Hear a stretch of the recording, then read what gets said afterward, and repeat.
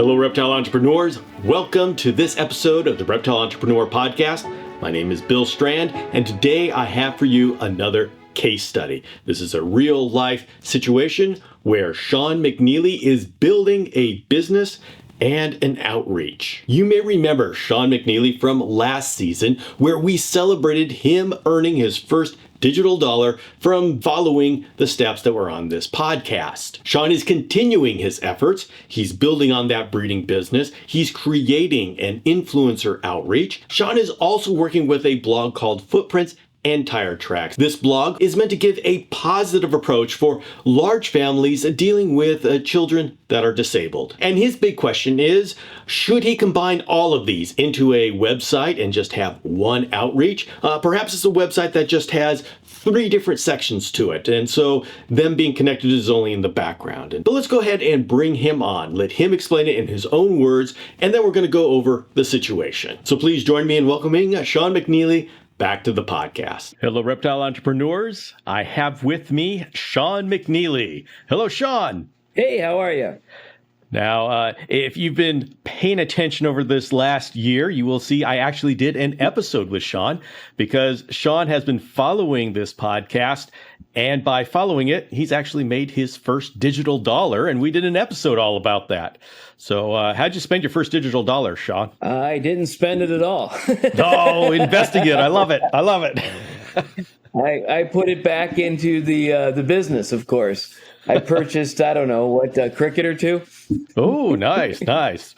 Okay. Well, let's start at the beginning here and explain to the audience what you are. What is your business, your entrepreneurial project? So I have 3 fingers to it. McZoo Exotics, I'm a breeder. I breed chameleons and other exotic reptiles. The Exotic Pet Adventures, which is kind of an influencer type of thing. We do a show on Thursday nights and looking to kind of tell people about exotic reptiles and enjoy the talking about it. And then my wife and I together do something where we're doing not advice. It's we're inspiring people when they're a parent or just in their relationships to just do things, to be happy, to enjoy what they're doing. I'm not even saying that very well, but I probably need to work on that a little bit more. That's what we're here for. Right, exactly. So that's the three parts to it. The McZoo Exotics has been going on for a couple years. I've got a Instagram. I've got Facebook as Sean McZoo. I've got a YouTube group or a YouTube page for the McZoo Exotics, and I got a YouTube page for Exotic Pet Adventures. My wife and I don't have a YouTube page. Actually, we have a YouTube page, McNeely Family, but there's nothing on it, so you can go there, but you won't find anything. We have a website for that. It's actually called Footprints and Tire Tracks. It's a blogging site that she's doing blogging on, but that's something we're going to move to, this new thing that we're going to build together here, I think. What is it you would like to accomplish in 2023? I'd like to build a website, a single website with a triple landing page that has the ability for me to maintain all these things, for people to go to that website and see that they could get on Exotic Pet Adventures, that they can buy a reptile, that they can listen to our influencer type of information. Well, we can talk about that. You can, technically, there's nothing that's going to stop you from creating one single website that has 3 parts to it. Your challenge is going to be, what is Google going to think about this website? They're going to have to figure out who to send to your website. And if you have 3, or it sounds like more like 2, totally different demographics that you are looking to attract, you're going to make the job of the search engine a little bit more challenging. Now, that doesn't mean you can't do that if that's your vision. It just means you're throwing a little complication into it. Sure, I don't like to ever be easy, but I guess the question then is, should I do two websites, have a something that connects to us and the websites, which is, what is that called? A koji type thing that sends you to the different locations, but the two different websites, so that I have a influencer for families and multiple kids, and a pet or exotic pet type situation. I am going to suggest that you have two totally different websites, because you have two totally different people looking for those websites. And if you separate them, then each of those websites can specialize in something and be known for something. And you don't mix the two demographics, two audiences, because the only thing that you are saving is the different domain name. And that's a different domain name and different hosting. Well, I've got all the domain names anyways, though, so Okay. it's not a matter of saving anything. I've got McNeely Family, I've got McZoo Exotics, I've got Exotic Pet Adventure names. I have all those domain names. It's the only thing I'd be saving is actual website costs. The hosting. The cost to put on the website. And right now I've got all three of those in all different sorts of. Most of them pre-production, but McZoo Exotics has its own website right at this point, but it's not up to date. Okay. Well, we will support whatever you decide to do, but I'm going to suggest separating them, and that way they can live apart from each other. And if one just takes off, it's not hobbled by the other one. That is going to be confusing to the people that come to it. But let's go ahead and take a look at what you've got already. So let's start with the McZoo, your breeding website. What do you have already for it? So I have McZoo Exotics. I have the landing page. I have pages with breeders, and I think an About Us page, but it's all kind of it's old. It's been updated a little bit recently. I put some more of my breeders on it, but I don't have a way to purchase anything. I don't have anything, a way to do anything otherwise.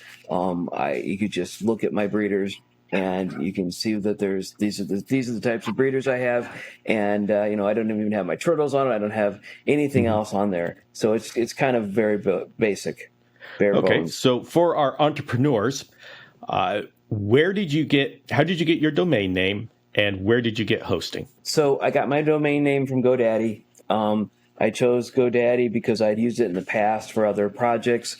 I got my hosting from GoDaddy as well. That's where it all went. I went through the make your own website with GoDaddy, and it started with that. And it's a higher level. It's not it's a higher level type website than the ones that you keep talking about. I forget the. It's a web builder that works with WordPress, but it makes it easier. Okay, so let's put down some goals for 2023. What would you like that website to look like by the end of the year? What functionality do you want it to have for you? I'd like it to have a division where the Exotic Pet Adventures and the McZoo Exotics is in two different places. Okay. I'd like the Exotic Pet Adventures to have connection to YouTube videos that we're doing, somehow to get to Facebook stuff. That I guess it's just about where to go to find us. I'd like the McZoo Exotics to have a website with ability to purchase things, ability to purchase my merchandise, ability to actually purchase chameleons or whatever that happens to be the thing I'm selling. Probably not before they're ever hatched, but to look at the breeding pair, look at the and once they're up and hatched, and once I have them to sell, purchase them that way. Be able to do it without actually calling or talking to me. I want people to call and talk to me, but I'd like them to be able to do it from online as well. Okay. And you mentioned merchandise. What do you have as far as merchandise? I have a spreadshirt shop or whatever it's called. Okay. And so Spreadshirt, they have a link where they host the actual storefront there. And so are you happy with Right. the just having a link that sends them to the Spreadshirt website? At this point, yeah, that's what I think. Okay. I'm thinking that's probably the best way to do it, to just have them do it and take care of it. We can put together a plan for this. What kind of other outreaches do you have for the McZoo Exotics? So McZoo Exotics has, I don't know, Facebook page, a Instagram, its own YouTube, but I don't know that I should have two different YouTube situations because they have similar stuff, content on them, and I'm only doing the exotic pet adventures now. So I'm only adding to that one. So having two things at once is probably too much to do. And of those outreaches, which are you the most comfortable with? Do you have a preference? Not really. I feel I'm least comfortable with YouTube because I just haven't used it enough. I like Instagram, but Instagram is not a great place for selling things. We're talking about selling things. Facebook is off limits in the sense of selling things, so or at least not talking about selling things. So not a great outreach. I'm also on Vero, but that's just a single location. I don't really know what's going on. I mean, I post to it and I'm part of it, but I don't know if that makes any sense otherwise. Well, it's just starting off, just getting ready to go. So, and what kind of reptiles do you plan on selling on your website? Chameleons, Okay. tortoises. I don't know that I'm going to be selling any other types soon.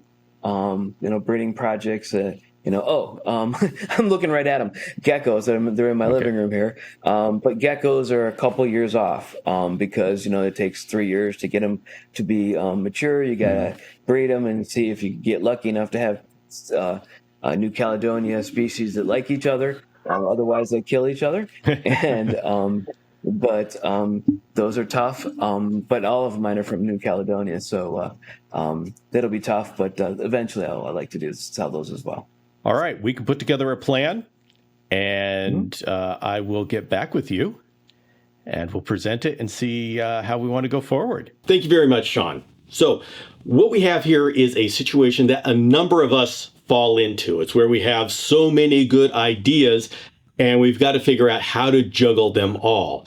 Not only will we do all of them, but how will we execute them? And in this case, Sean is juggling these 3 outreaches and figuring out does how many Instagram accounts does he want? How many websites does he want? And for those of us who have so many great ideas, and yes, I am in this camp, how do we execute all of those ideas? And how do we structure the outreach? Now, before I go into my perspective on this, I want to make it clear.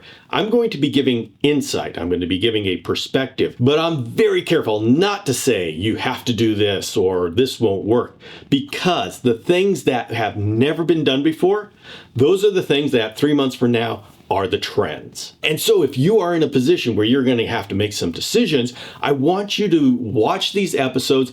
Take what you can from them, but if you have a passion for a certain outreach and executing it in a certain way that hasn't been done before, you need to do it. You need to find out if it'll work. So with that being said, the insight that I'd like to give is I look at all of these outreaches by the audience. And so if I have a certain outreach, say footprints and tire tracks, that's going to be to families that have disabled children, which is of course completely different than the McZoo breeding, which is going to be going towards people who want to buy a reptile. Then his live show outreach, the Exotic Pet Adventure, is going to be to the reptile group, but a little bit different. Now, I do need to say that since we've had that interview, Sean has developed his ideas and his outreach, and the Exotic Pet Adventure has turned into the Reptile Show Reporter, and it's got quite the focus, and it's an exciting show. I'm really enjoying being part of it.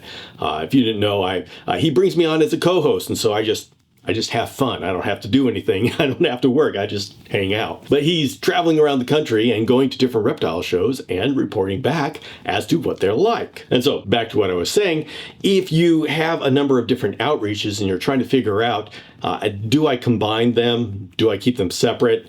And it's a very important question, because if you have 3 different Instagram accounts, your attention is split up between 3. And so it would be nice to be able to, it'd be great to have just one Instagram account or one website, one thing to focus on. But one thing you want to keep in mind is that if you have different audiences, you don't want those audiences to have to compete for attention. Like if I had one Instagram account or a website for all of my outreaches, my chameleon caging company, my chameleon husbandry podcast, my reptile entrepreneur, my niche content creator, all these different things all in one, it's going to be kind of a mess, because I've got 4 different audiences. And if I am focusing on one of those audiences, then the other 3 feel a little bit left out, and they may just stop following because, well, this stuff isn't all for me. So I have a choice. Do I cram them all together and just have one thing to focus on? Or do I separate them all into 4 different outreaches? And the answer for me, of course, is to separate them, because whether they're combined or they're separate, I've still got 4 outreaches.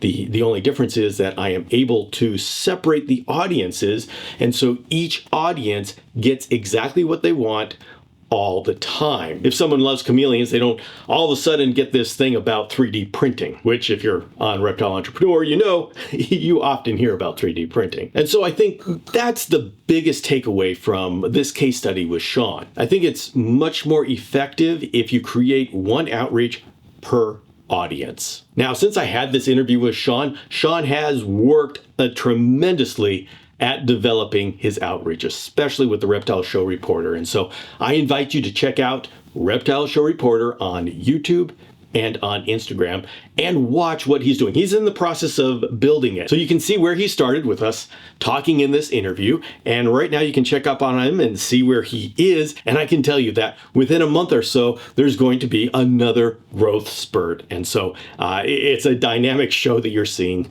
in front of your eyes. And I hope for you that you are enjoying these case studies. These are real life case studies of people building something right now. And so it's time for me to sign off. My name is Bill Strand. Thank you very much for joining us here. Take care of yourself, take care of our reptile community, and let's see what we can build.